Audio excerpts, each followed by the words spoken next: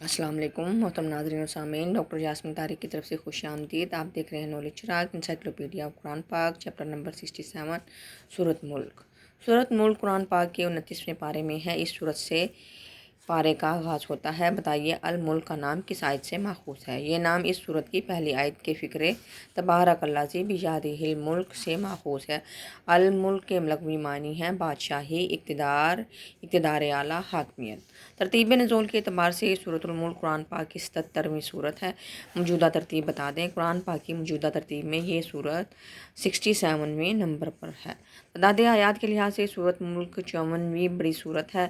اس میں کتنی آیات ہیں؟ اس سورت میں کل 30 آیات اور کوئی آیت سدہ نہیں ہیں۔ سورۃ ملک کتنے رکوعات پر مشتمل ہے؟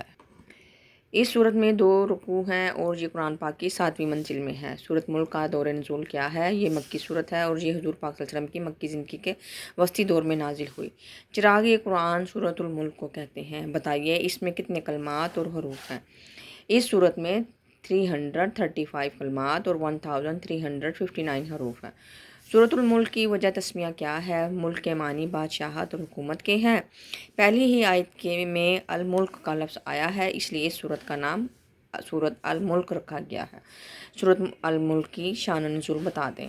ابتدائی مکی دور میں اسلامی تعلیمات کے مختصر تعارف اور کائنات میں اللہ تعالیٰ کے محکم و منظم قدرتی نظام سے لوگوں کو آگاہ کرنے کے ساتھ کفر کے وہ ہولناک نتائج جو آخرت میں کافروں کے سامنے آئیں گے بیان کرنے کے لیے یہ سورت نازل ہوئی۔ ویڈیو کو لائک، شیئر اور سبسکرائب کریں، اپنی قیمتی رائے سے ضرور آگاہ کیجیے گا۔ اللہ حافظ۔